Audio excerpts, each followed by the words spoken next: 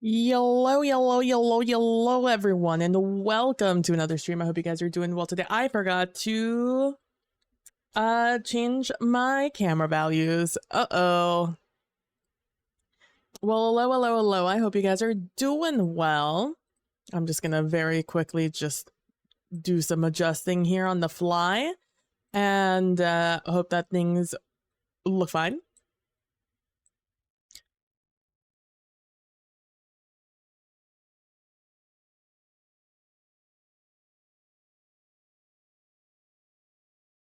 Yeah, I hope you guys are all doing well today. I'm doing all right. I'm doing okay. Oh, you guys can see me doing this. That's right, because you guys can see the screen. Boop. Oh, also, let me just do this so we can have more stuff on the screen.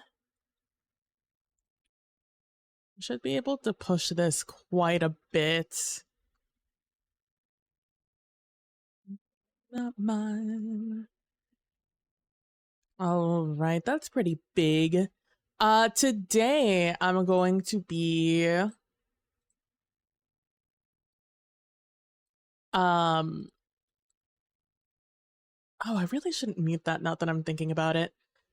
Today we're gonna be working on this outline. So we are working on our game prep for our game. Oh, that's what I thought. That's what I want. We're working for our game that we'll be playing in October, crossing my fingers, and it's going to be Asher's Ridge.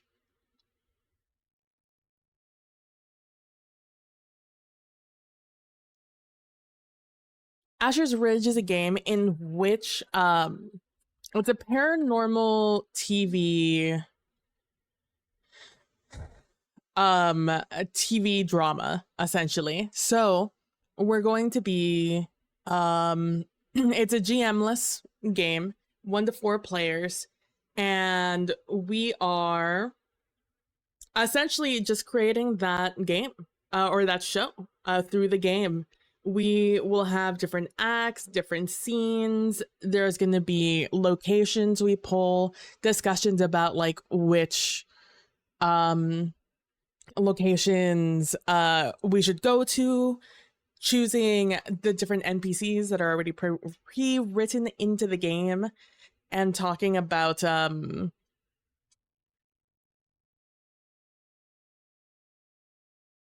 switching between like supporting characters, the NPCs, between all of us.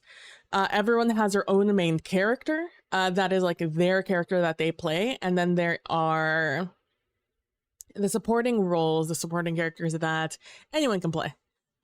It just, you know, whoever isn't actively participating in the scene is going to get one of those guys. You're not always in the same place. The main characters, you know, just like in a regular TV show, aren't always together all the time. So there's going to be discussion about like where people go to like advance the story. There's risks that individuals can take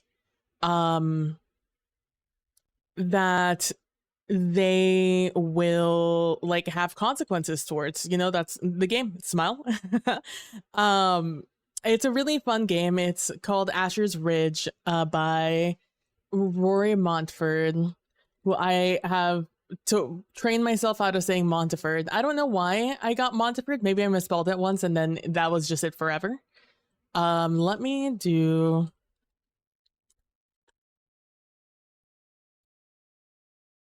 do this, and then let me go. Assuming if I hit this button, it'll get me close to it. They just started their Kickstarter yesterday, and they have hella surpassed it. Just so you they super went right past it. They're at $10,000 now of their original 1,000 asked.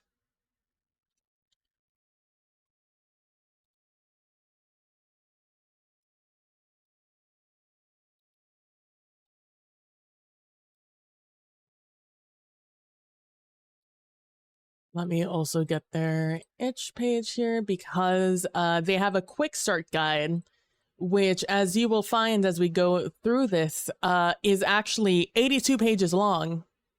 So, like, yes, it is, in fact. There we go. You will find that this quick start guide gives away a lot of the game. But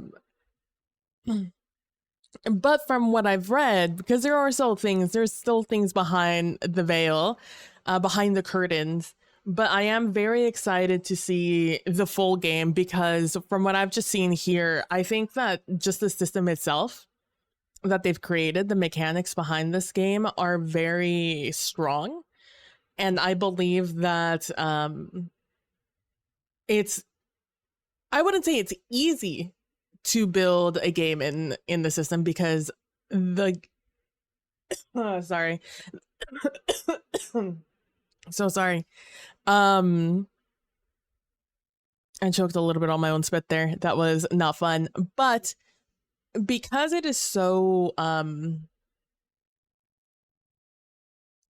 what is the word? Yeah, I think it's because it is a system that is written in such a way that it is interwoven with the setting and the world, that if you were to use this system to write your own game, it would be a lot of upfront work for you, because you have to create a bunch of locations, a bunch of supporting roles with a lot of specific details on all of them. There's a map that you could use also, and it sounds like not a lot, but there's an entire deck of cards that you have to, like, or I guess you don't have to. You could do just like a very specified version of it. But especially if you want to go more into campaign things, I think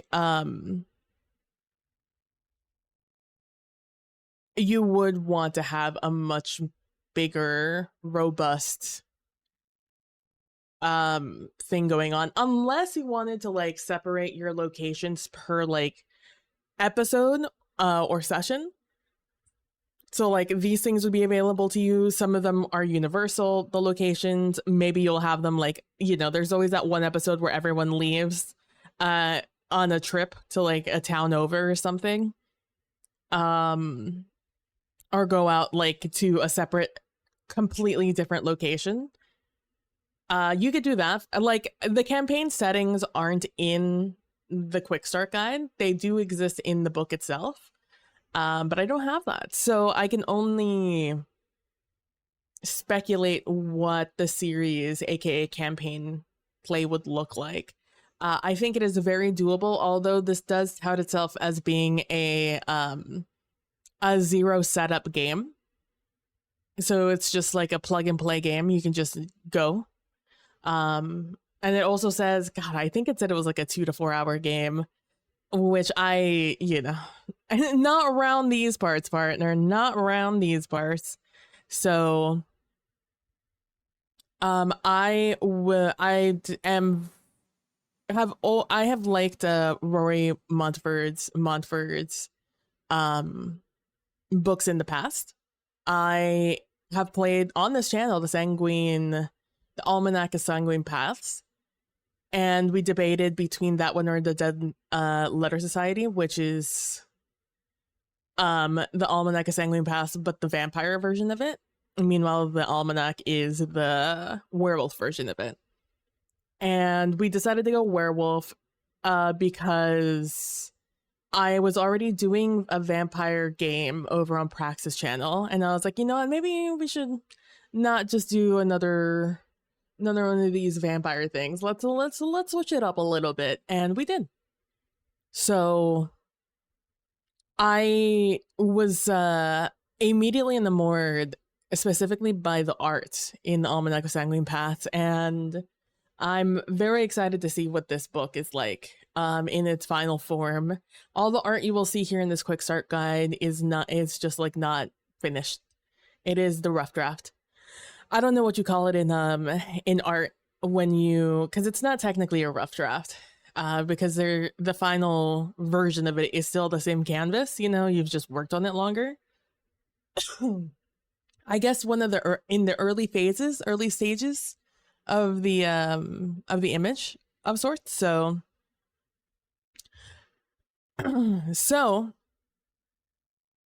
there's a couple of things. We've talked about the things that we want for this game specifically, because again, whenever I do game night, the name of the series that I do where I play a game on stream for stream, designed to be played on stream, is I modify things to fit streaming. I modify it in such a way that I am able to best play it on stream, and it is the best consumed from a visual media, not just like an audio media.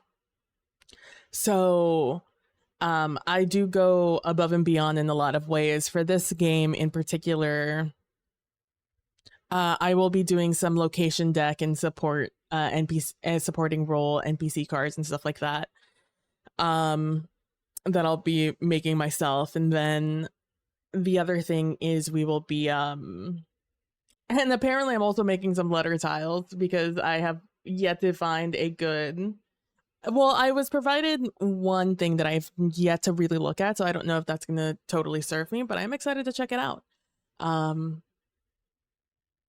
But it's becoming glaringly obvious I'm going to have to make these letter tiles myself, at least in the digital format, which is not too bad.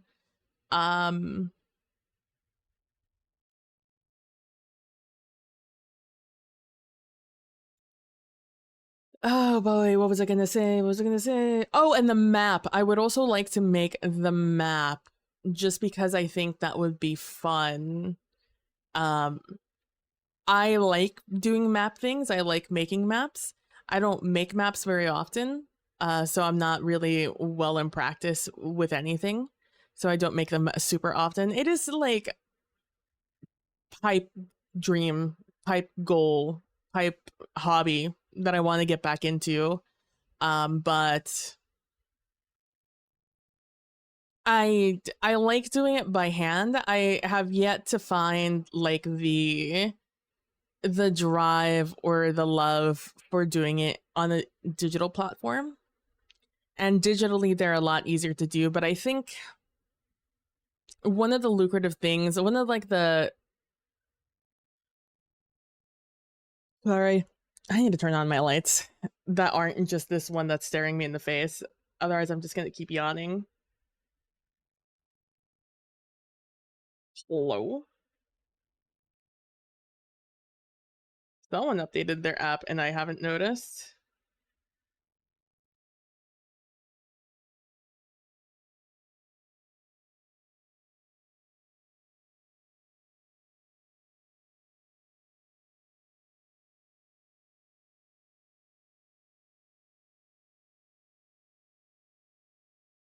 Yeah, I'm just gonna go to this one. So you can turn on both of my lights and not just one of them. There we go.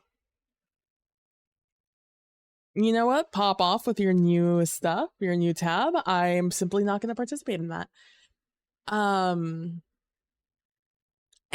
so yeah, there's a lot of like pre-production that goes on in an effort to not have a lot to do while I'm playing the game aside from playing the game, if that makes sense. And that is like the entire goal of game night, is that when I'm playing the game, I simply am playing the game, that I've done enough preparation that I don't have to worry about anything, aside from, once again, just playing the game. When I play with other people, that becomes a little bit more difficult because there is a lot of... Sorry, there's a lot of wiggling around of cameras and where things are supposed to go and things like that, but little by little I'm trying to learn how to do it a little bit better.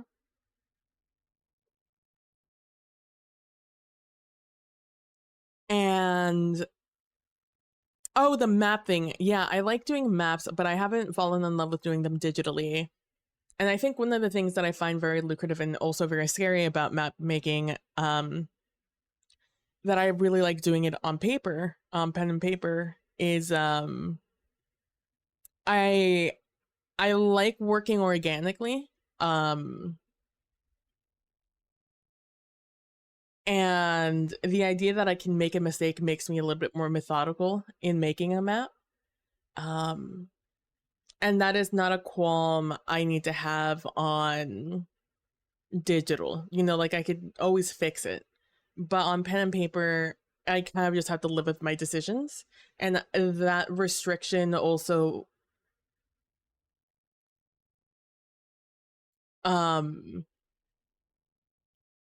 helps spread the creativity, I think.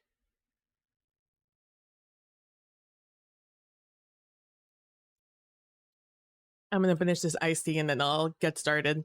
So one of the ways that I can one of the ways that I start off every one of these games that I do for these game preps is I do this outline, because this outline basically, I make it very, very detailed. So I can, like, at a glance look over and see, like, hey, these are how the rules work. But also to give myself because I've read through this book twice at this point, and this quick start book, I'm calling it a book, it's 82 pages long. And I still am a little like, I'm more of a visual person, so I need an idea of how the order of operations in the game works. When it comes to every single like aspect of the game, I would like to know, okay, I need to do this, but under this, here are a bunch of things. And it's one of the issues I have with most books. It's not unique to this book. It's an issue I have with a lot of books, because unfortunately, I don't think there's a great way to do it, because there are so many mechanics that kind of like weave into each other that it's hard to organize a book in a way that will show you all the potentialities of a certain aspect or role or skill, just because it's so broad at times.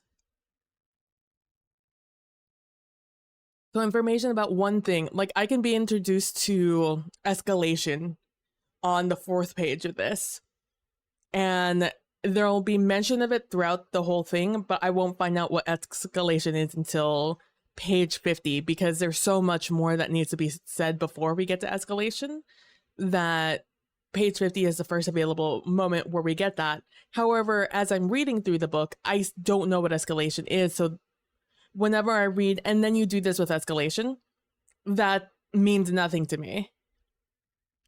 It's like, and then you do this thing with this thing, is basically what it says to me, because I don't know what either thing is. I just know that I guess when I need to do something, I need to do it with escalation, and hopefully escalation will provide me more context to whatever the fuck they're saying in this portion of the book, because I haven't been introduced to escalation yet. And like I said, it's a thing with all books. It's not unique to that one, to this one. And so doing it this way, providing an outline, I could always just go back in my outline and then further expand upon what escalation is.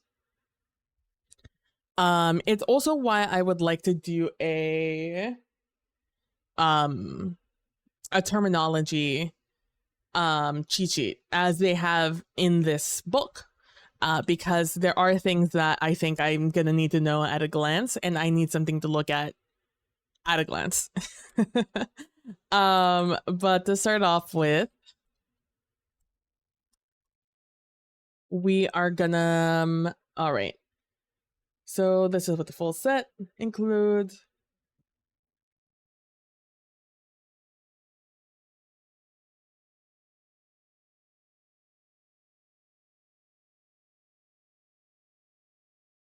Yeah. The gist. So you draw letter tiles and make a letter pool. Make a minimum 3-letter word and add it to the thread zone. It's your thread for the next scene. New threads can connect to existing threads or form their own lone thread. Choose an active location and narrate a scene involving the new thread. And then it shows you the episode structure. So episode is your session. This is built for a one-shot or a campaign. So you could do this game setup. Hold on, before I forget. Need to make that smaller.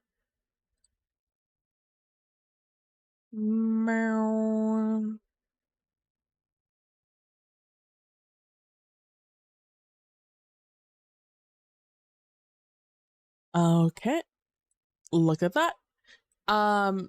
Yeah, the episode structure is just your session structure. So you start off with game setup, cold open, introductory scenes. There's a 3-act structure. Show the paranormal, form a thread. So this is the episode structure. I don't think I necessarily want this right now.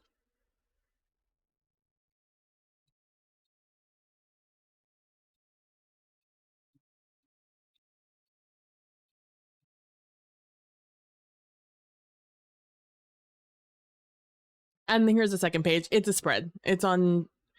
If you had the physical book, the pages would be right next to each other.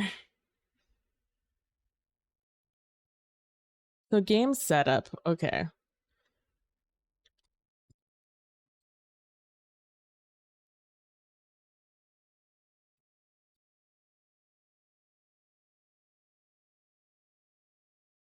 Choosing your characters.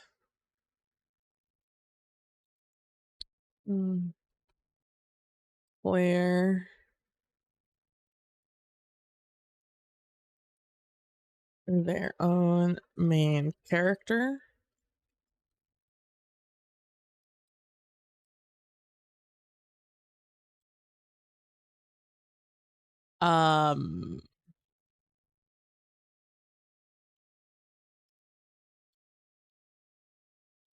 Main character, who these characters,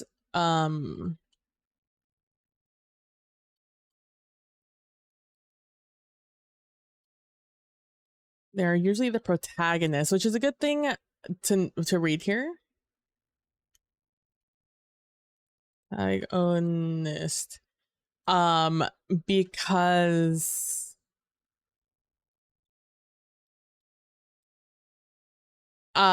we talk a lot about protagonists further in the book, and I was very curious of what that meant. Because I did not know. Usually I was like, what determines a protagonist? And now I know.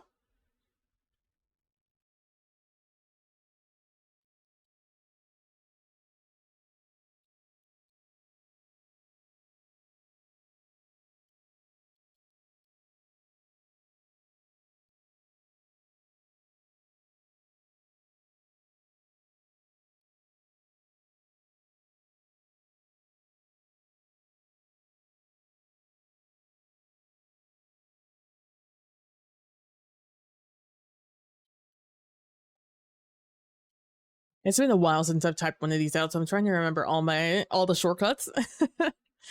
Let's see. No, not players. not chosen are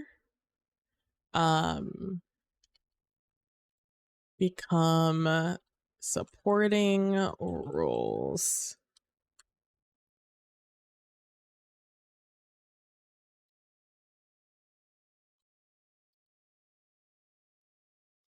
Be played by anyone, as I mean, you guys know that because I've said it about a bajillion times.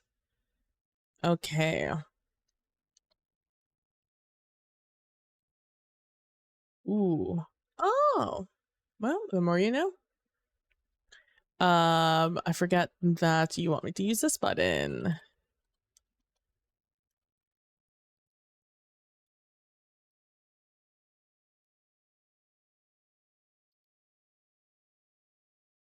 Actually, let's do this. Let's have you be big.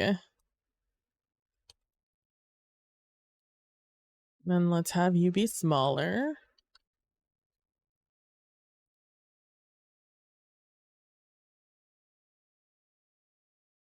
Choosing characters, and then down here we'll do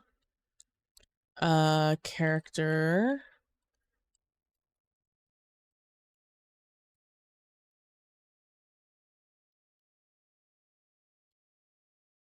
Let's see. In Astral Ridge, you do not have.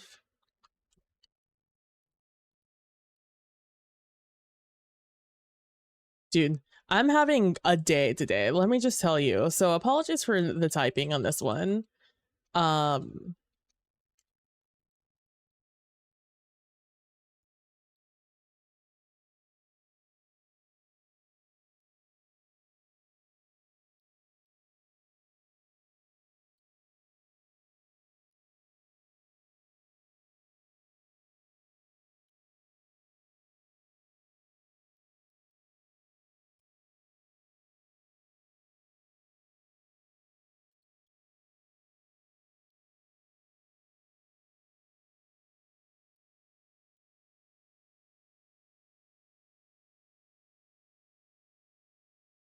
Let's see. Occupation. I don't even know how I said that. Occupation defines what a character is skilled at.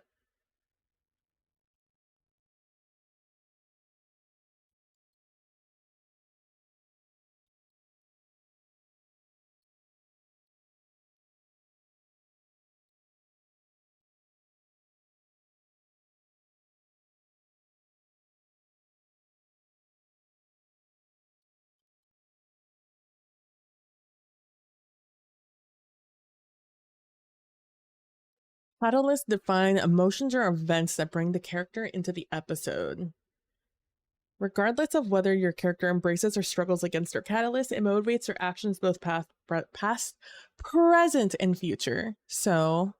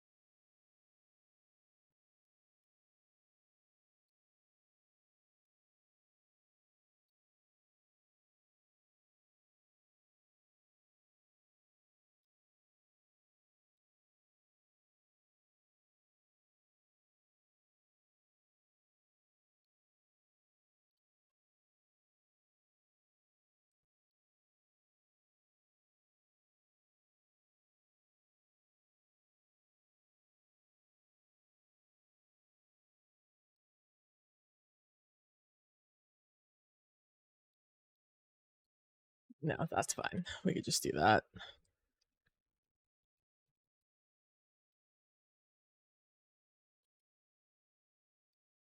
Let's see whether the character struggles to embrace the catalyst.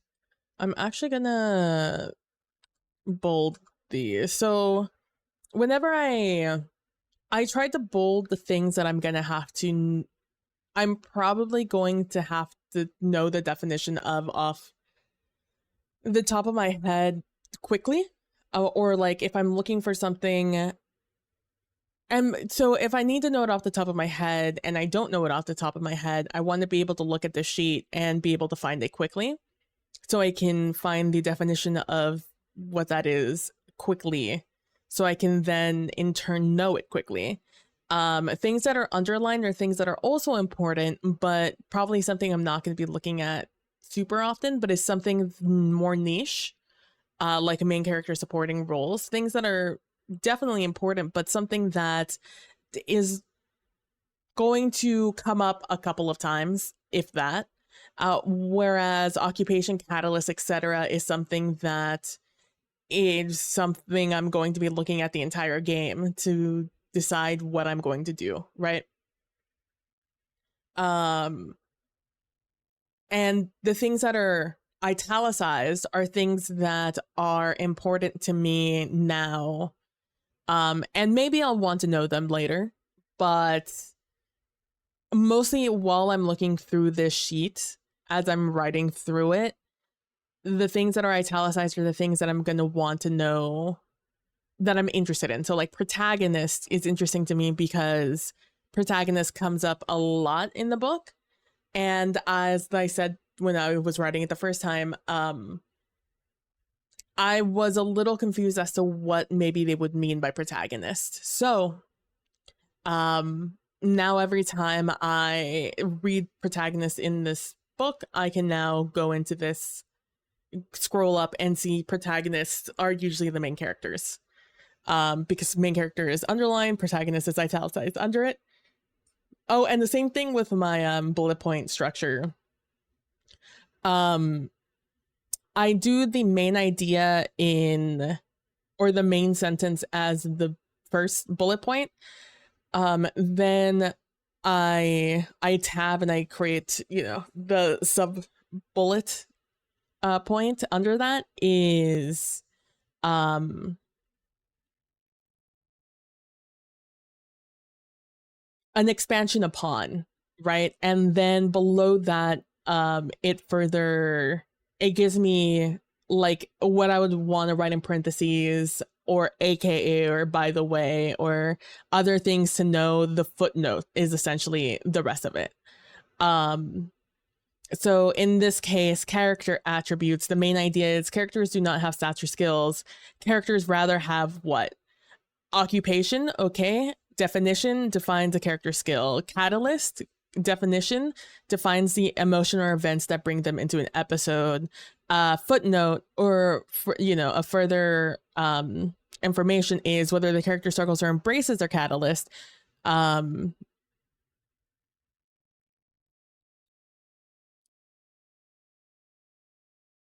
not a good example, but then the footnote is, this is their motivation for their actions of past, present, and future.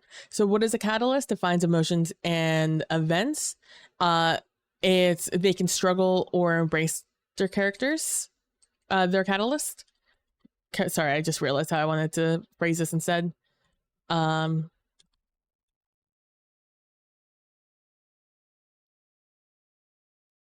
So characters can choose to struggle or embrace their catalyst. And this is their motivation for their actions, past, present, and future. So that's the little addition to the addendum. But catalyst, definition of catalyst defines the emotion or events that bring them into an episode. Subheader, characters can choose to struggle or embrace their catalyst. Footnote, this is their motivation for their actions of past, present, and future. Sometimes things need more explanation, sometimes they don't. So like occupation, definition defines the character skills. Boom, done. I don't really need to know more than that. But catalyst obviously does need a little bit more. And catalyst basically is I, PB, want to do this, but my character would do this. Like in character, this is what the character wants. So it doesn't matter what PB wants, because this is what the character wants. That's how I would define the catalyst. So attitude now represents your character's approach to life and how they are perceived by either themselves or others. The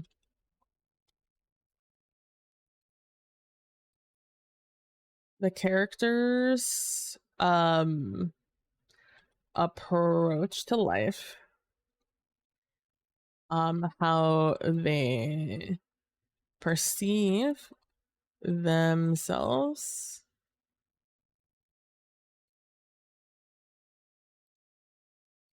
how others perceive them or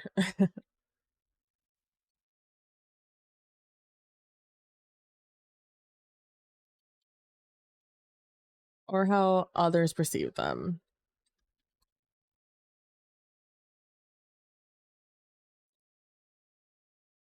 There we go. Then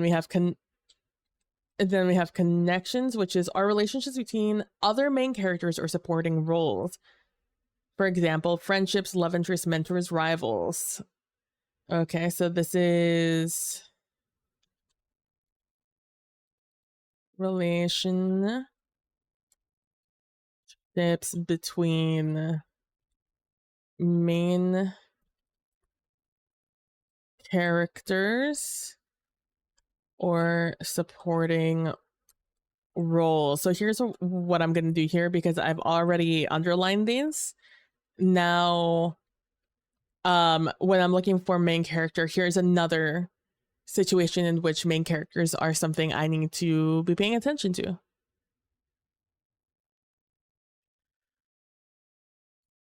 And then so that's our definition. Any additional information is down here of friends, love interests, mentors, rivals, etc. All right, and then we have wardrobe. Choices in television give the viewer additional information to a character's personality and quirks. And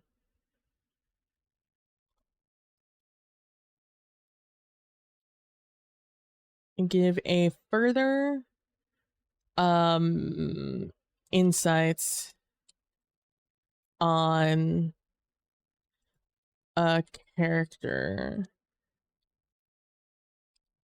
personality.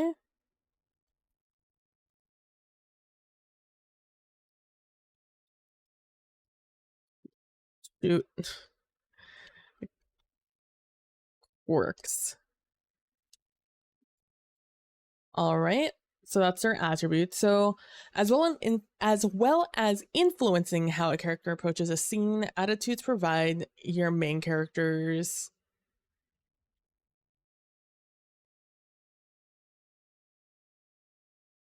your main characters with actions to influence. And I'm going to change the album real quick.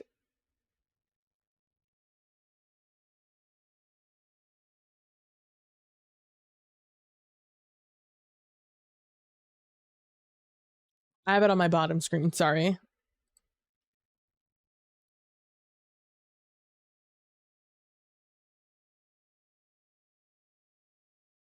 I need something a little bit more upbeat. Not super though.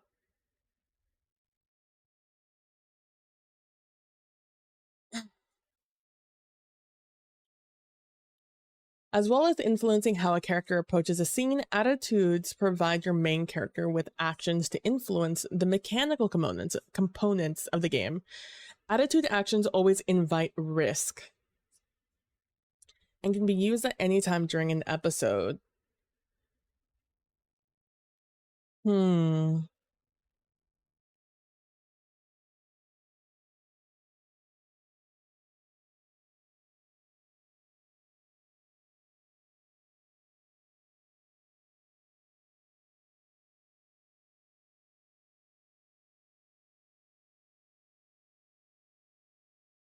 trying to decide how I want to write this out.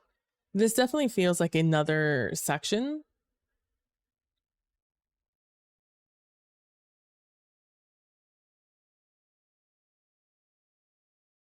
I'm going to move this instead. And I'm gonna add it back here as a last thing.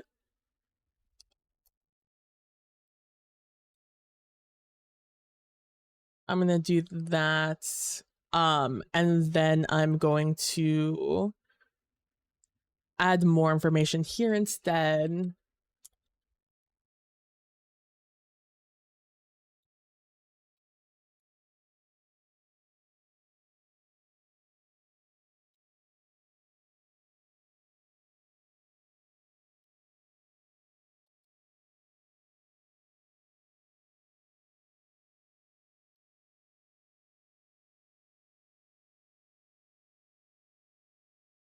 Invite risk is a big one. So I'm gonna bold it.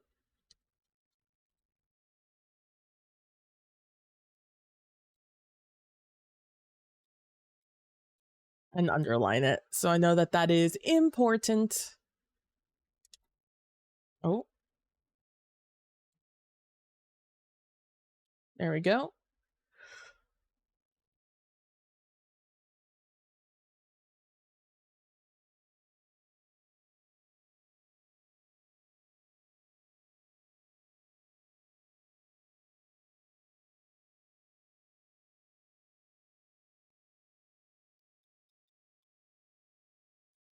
Attitudes.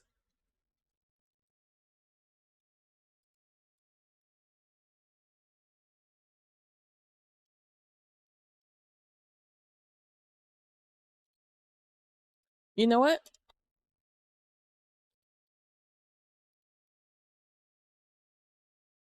I am going to do a whole other section on this.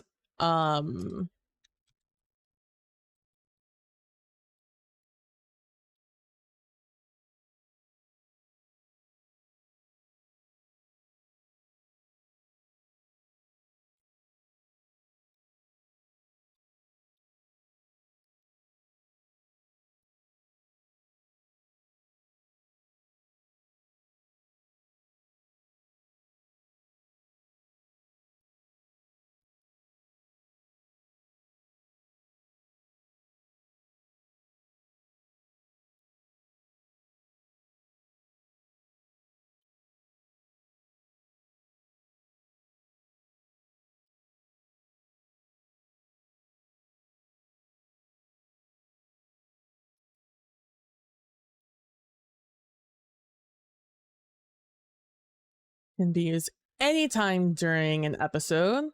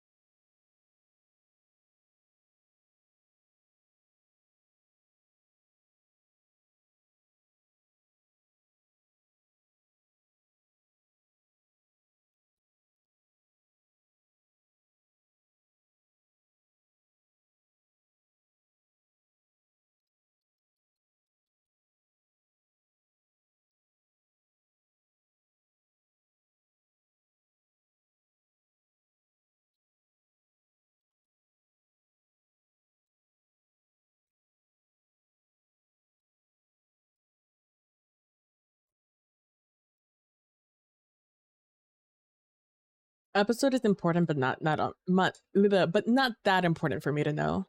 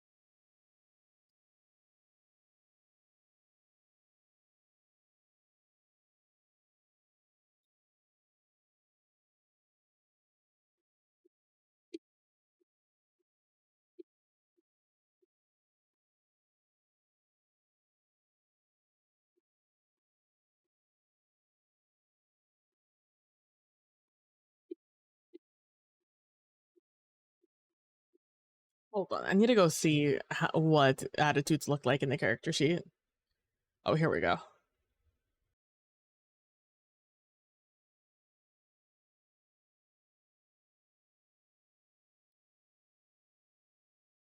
So this is risk, I think, down here, or attitude. Yeah, decisive. So you'll check this off on disaster, crisis. This is resolving the prompt. The prompt being, this is what we're doing. Take any 2 cards from the risk deck and remove them from the game. The next scene any character plays must invite risk.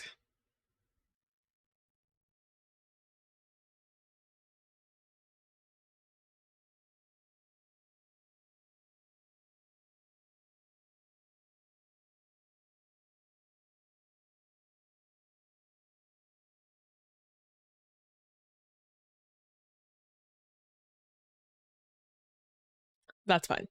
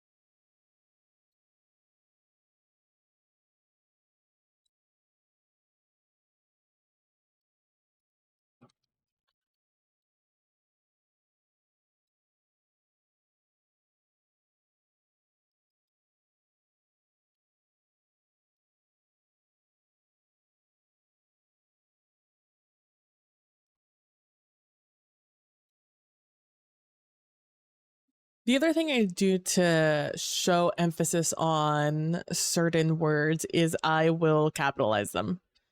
So draw a card from a risk deck. In the PDF, the risk deck is obviously not capitalized, but they do highlight it. whereas in I am going to capitalize it. And in this case, risk deck is also underlined because that's a pretty important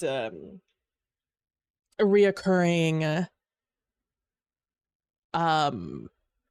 reoccurring phrase and mechanic. So that's going to be important for me to like look around and look for it really quickly. Meanwhile, active location, while important, is not as important. So as I'm looking around, I'm also going to be looking for the capitalized words, and if I see two capitalizations next to each other, so active A is capitalized and then location, the L is capitalized. My eyes will also drift over to those. My eyes usually go to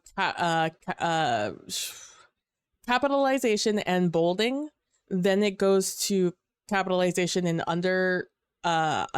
Then it goes to capitalized italicized, and then it goes to capitalized. So bold, underline, capitalized, italicized, capitalized.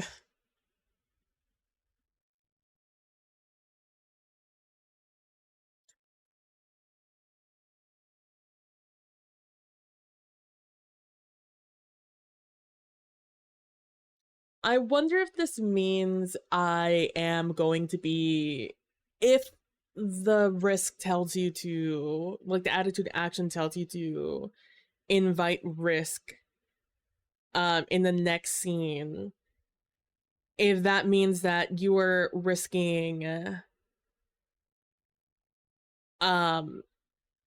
in the next scene, and then you're then also drawing another card from the risk deck, if you're getting a double whammy here, is what I'm curious about.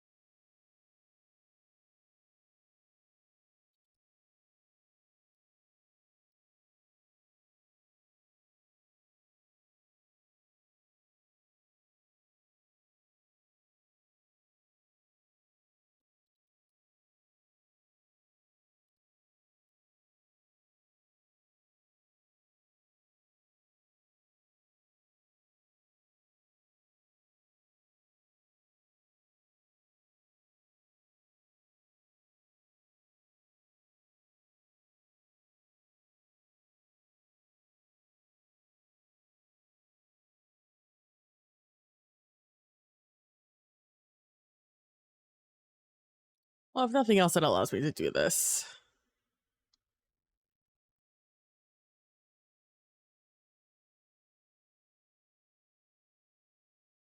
Don't like how big of a side panel I have over here.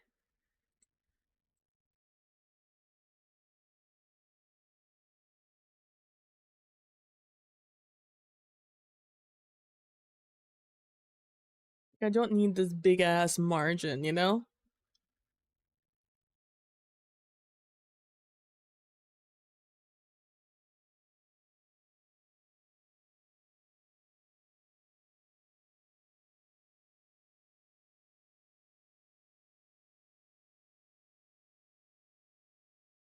Oh well, it's fine.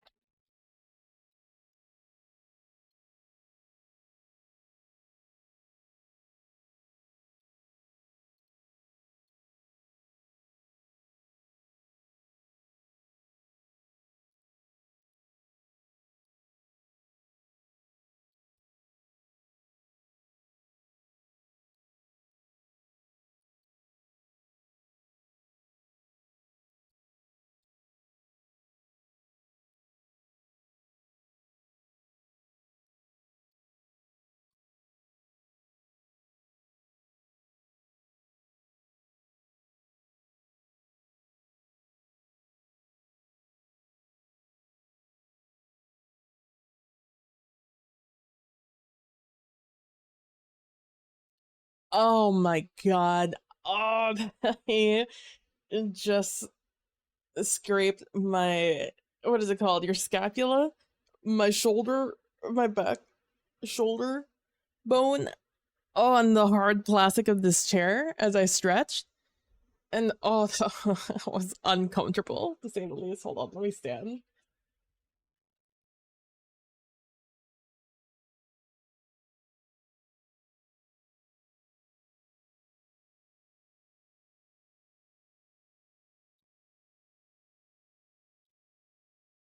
And get the blood flowing a little bit.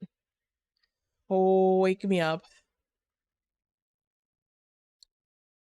This song is always really funny to me because it's such a young perspective on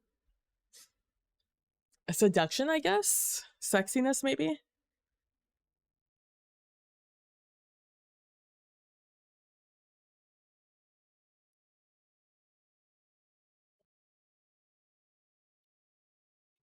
It's a lot of like, oh, honey, feelings for me when I hear the song at times.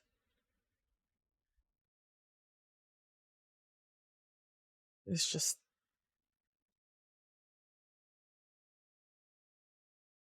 like I said, getting the blood flowing a little bit.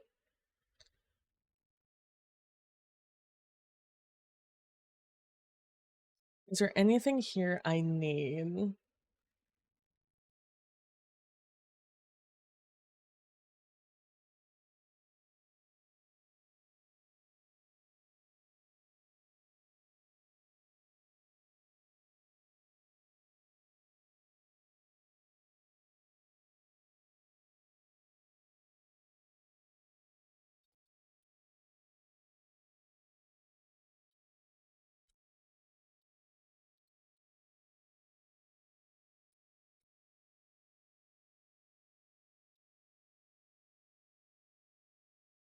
There we go.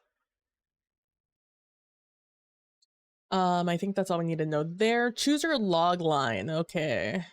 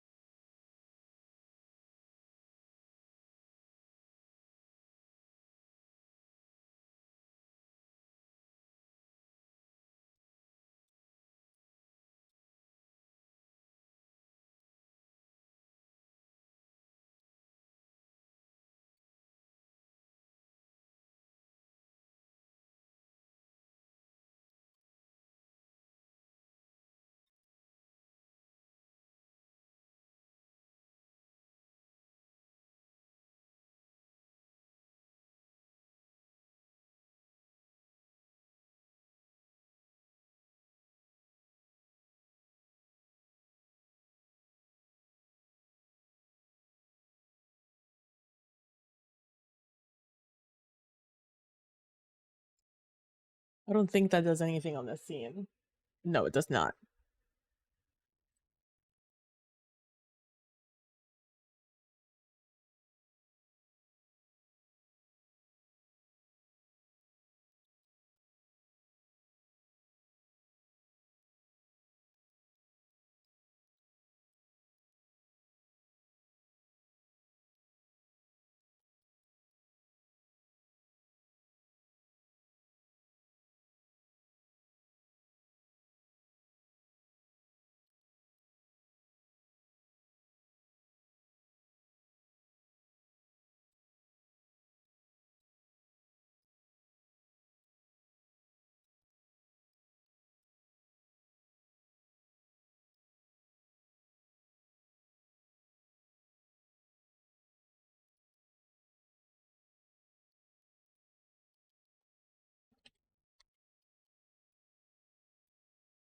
I don't like the word logline. I'm just going to come out and say it. Not a fan of it.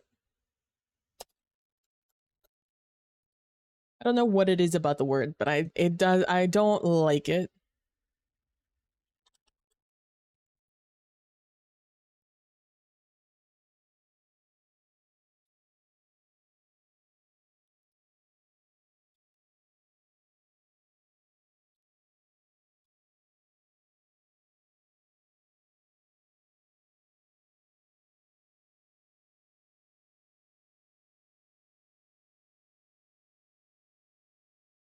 That's fun. I didn't know that did that.